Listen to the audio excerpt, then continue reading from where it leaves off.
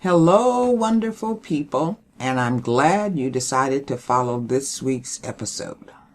I know last time a few of you were disappointed that I wasn't able to get further along in the making of the outdoor cabinet. But I tried to show that with my busy schedule and despite the wood being free, it also required a lot of work to get the wood ready to make the frame that would be the cabinet. Come on, let's go.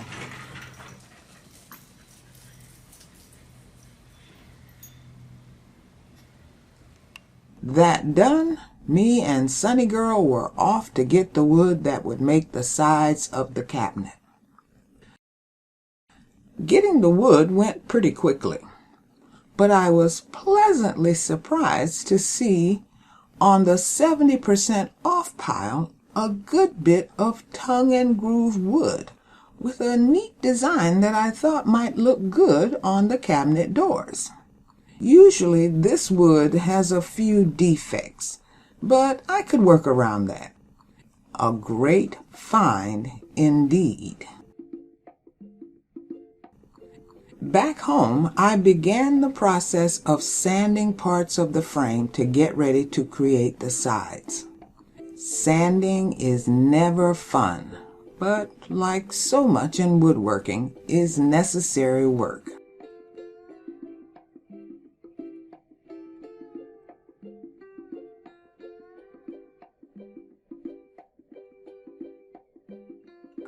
Once I completed the sanding and cut the 21-inch side slats I needed, I began clamping them to the frame.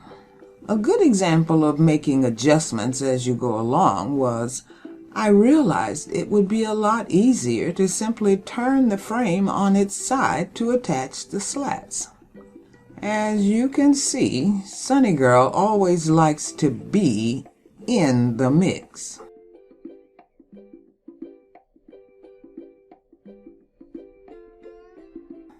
With the slats clamped, it was on to another hated chore, pre-drilling holes for the screws. It takes up time, but prevents wood splitting when you drill the screws, which is even more hated and costly.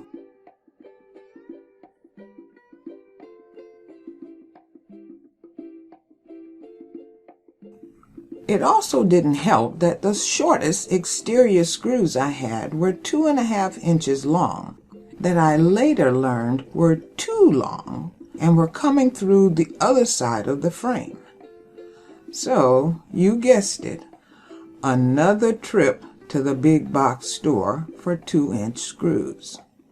I remember Foresty Forrest moving into a Home Depot parking lot to construct inside parts of his van and cut down on back and forth trips, and I was almost ready to do that, but decided against it. Okay, so now I have the correct size screws and was moving along as I added one side. And then it dawned on me that I needed to permanently screw in the shelves, because that would be more difficult once all the sides were done. Did I mention that Sunny Girl likes to be in the mix? Despite some grumbling, I got the shelving secured and both sides attached.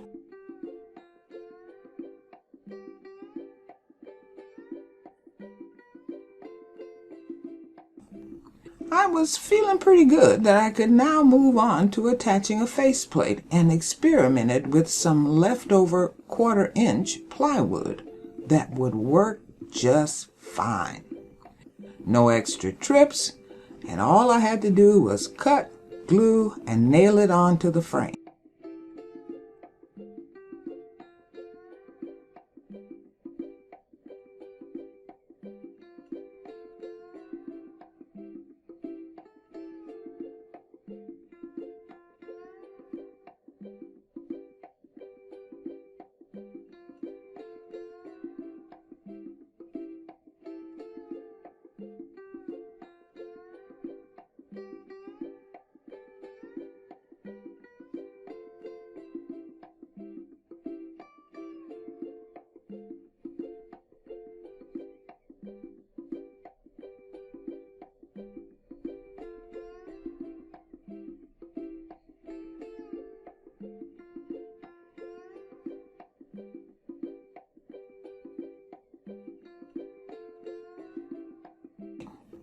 After nailing, I put on clamps for a little extra insurance that the faceplate would lay flat while the wood glue dried.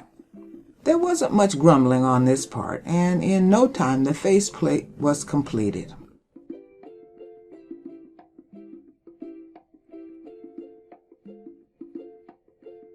I purposely left a little lip on each side so I could later add outside framing that would hide the screws to clean up the look of the piece.